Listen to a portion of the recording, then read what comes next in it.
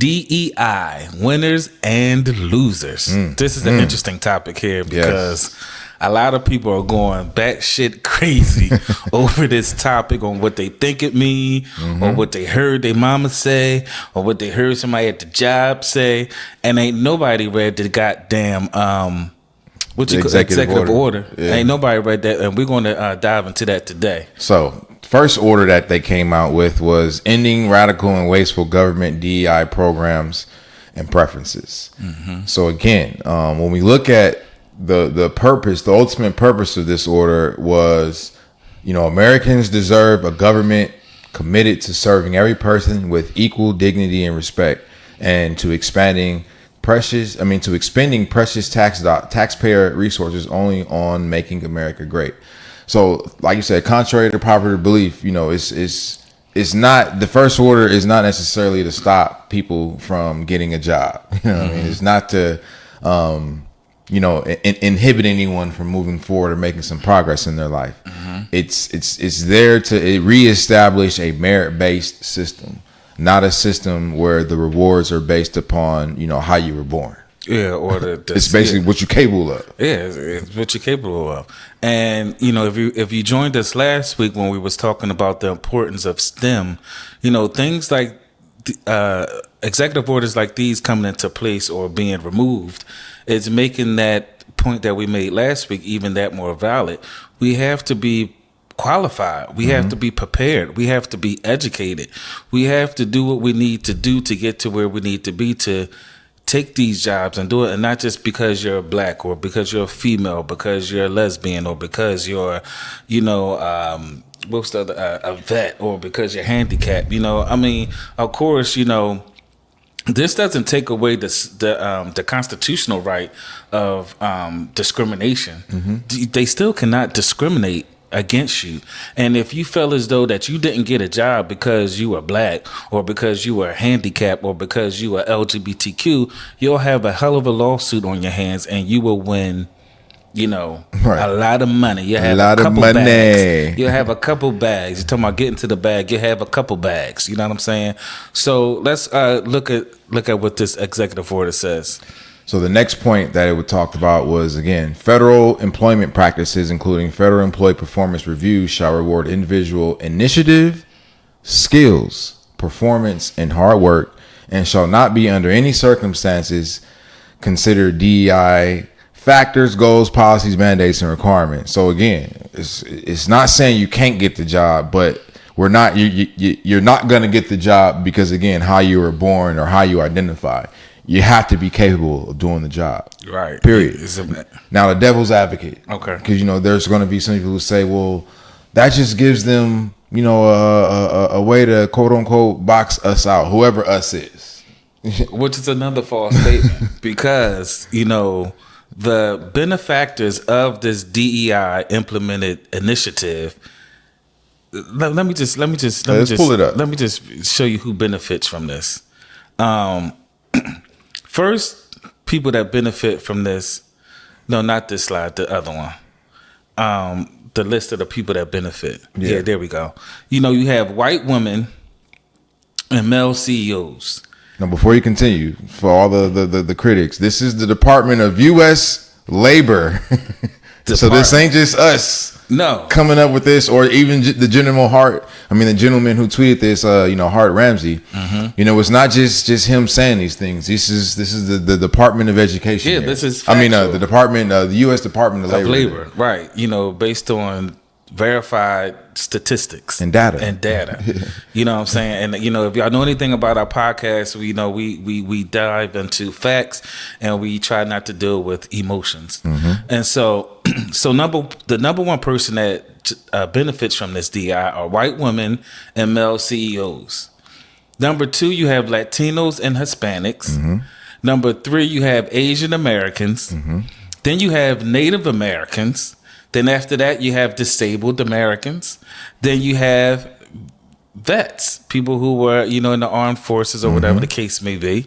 And then number 7 comes LGBTQ plus, and then coming in last but not least, in last place, bottom of the totem pole, as always, are Black Americans. But who do we see as the face of DEI? You have Black Americans running around here as the face of DEI, acting like, is a whole war against us, and they're trying to get us out the job market and all this stuff.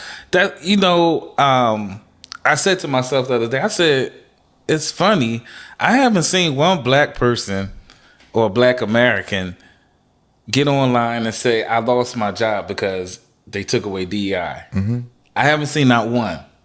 I haven't seen, and then on the contrary to that, you would think since white women and male CEOs benefit the most, you would think they would be in the uproar. But they're not. We have our people going into Target, right, cussing out the employees that work there like they have anything to do with any policies that stay or goes. And it's just like, come on, my people, we got to stop and we got to rise above this impulsive and this, emotional reactions to just what we hear and not getting to the fact and the reasoning of, said things that we get so emotional about. I seen a post where they had, they're trying to cancel Tabitha Brown. Now, everybody know Tabitha Brown. She's the woman she's the vegan lady, and everyone's I love Tabitha Brown. I support her. She's a beautiful soul. I've met her a couple times, and that night we ran into the Muslim guy. I was going to her. Okay, yeah. She's a beautiful soul, but now they're trying to rip her apart. For what? Because she has her product at Target, and she's not removing her product from the shelf. So they saying she's like not supporting, the black. Oh, so she's supposed to be boycotting. Yeah, we supposed to be boycotting Target. Remember, we supposed to be boycotting. Okay. So the fact that she's not pulling her product from the shelves is like, why are y'all mad? She should. And then this whole boycott of Target. If us as a black people stop shopping at Target, what happens to the business owners that are black that have product at Target? Who are we hurting? Huh? Target? There's 50 other people they could replace that hair conditioner with. Real quick. Fast and in a hurry. Real quick. And so, when you get a deal with Target, that's an accomplishment. Yes. You know what I'm saying? That's a big time commercial deal, man. Yeah, that's global distribution. Is Target in other countries? I wouldn't see why they wouldn't be, but nevertheless, to your point, it's still distribution. It's premium distribution, massive distribution. Yes. And for any entrepreneur, any product creator, like that's what you want. That's what you want. That's exactly what you want. And I just don't understand the outrage of our community. That just want to once again find something to be mad about. Yeah. Where there's enough things to be mad about. They weren't upset when Target was pushing the LGBTQ, sexual preference on children, when they had all types of toys and games and apparel for kids that represented, sexual preferences. No one said nothing about that, and that's more egregious, I think, than anything. Yeah. When you're trying to, I will call it a form of recruitment and grooming. Yeah, you're trying to infiltrate the minds of kids that can't even think for themselves to, grow up and think, oh, okay, I can be a boy if I'm a girl, and I could be a girl if I'm a boy. I don't see us talking about, those different things that are trying to infiltrate our children and our communities, or us, killing each other and us destroying our own neighborhoods and things like that. Like, we're not coming together on that. But the things that matter. Yeah. It's like we want to major in the minors. Yeah, we want to major in the minor. You know what I'm saying? So we want to be all, DEI is horrible. It's like someone said, Roland Martin, he was saying that they're trying to roll back the 1964 Act. And I have a video somewhere, and I'll see if I can find it. And my question is, were black families doing better before 1964 or after 1964? And that's the question I want to challenge y'all to think, because prior to 1964, we had a lot of things like Black Wall Street going for us. We had our black communities where they were had our own bus, our own infrastructure, hospitals, banks, and things of that nature. The family household was like at a 75, a nuclear 80, unit. It was at 80%, something like that. Double household. And now you see after 1964. The 2-parent household or parents being married in the household has dropped down to maybe like 25%. And it's like we don't have next to no black banks, hospitals, grocery stores, and nothing like that. There's no more Black Wall Street. There's no more infrastructure. There's no more community. None. There's no more Zero at all. So my question is, did this 1964 act that your boy Lyndon B. Johnson put in place, and we know that he's a devout racist, which was clear, and he's on record of calling us niggers and saying we'll implement this and have those niggers voting Democrat for the next 200 years. That's factual. That's facts. Do you think that he actually implemented or signed something that was to our benefit or detriment? And then when you look at the quality of life since then compared to the quality of life prior to then, right? I'll let you figure that out. Yeah, I'll let you fill in the blanks. It's kind of like my thing with the whole DEI is when we go stop allowing them to play in our face. Exactly. You know what I'm saying? Like it's like every time one of these programs are put into place, they put us as in Americans of African descent. They make us the face of these policies, which ultimately makes the general American believe that the policy is for quote unquote black people.